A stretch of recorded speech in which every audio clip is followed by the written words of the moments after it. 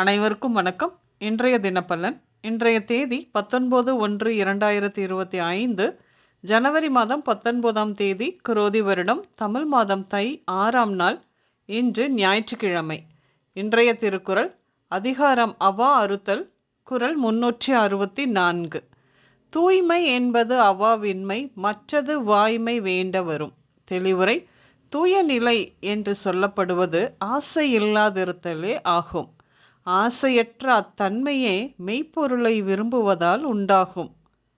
இன்று பிறந்தநாள் மற்றும் திருமண நாள் காணும் அனைவருக்கும் இனிய பிறந்தநாள் மற்றும் திருமண நாள் நல்வாழ்த்துக்கள். இன்றைய தினப்பலன் பார்ப்போம்.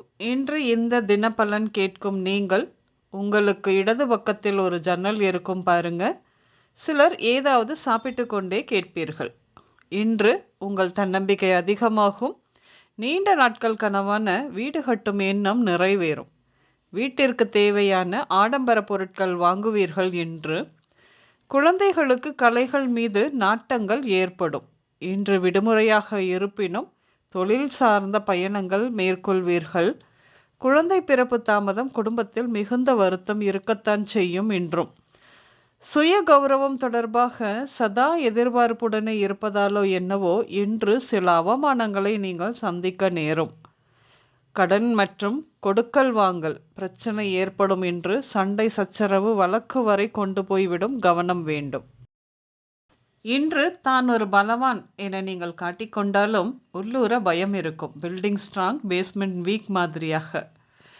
பெண்கள் வெளிநாட்டில் வேலை செய்யும். தங்கள் கணவர் சம்பாதித்து அனுப்பிய பணத்தில் சொந்த கிராமத்தில் வீடு நிலம் வாங்கி போடுவீர்கள். இன்று உங்கள் நண்பரின் மகன் சிறு வயதிலிருந்தே அப்பாவின் அனுசரணை இல்லாவிட்டாலும் அப்பாவின் ஆசையான நன்கு படித்து போலீஸ் அதிகாரி ஆக வேண்டும் என்ற ஆசையை நிறைவேற்றி விட்டார். இப்பொழுது போலீஸ் அதிகாரியாக வேலையில் சேர அரசு ஆணை வந்திருப்பதாக இன்று உங்களிடம் உங்கள் நண்பர் சொல்லி சந்தோஷப்படுவார். பாருங்கள்.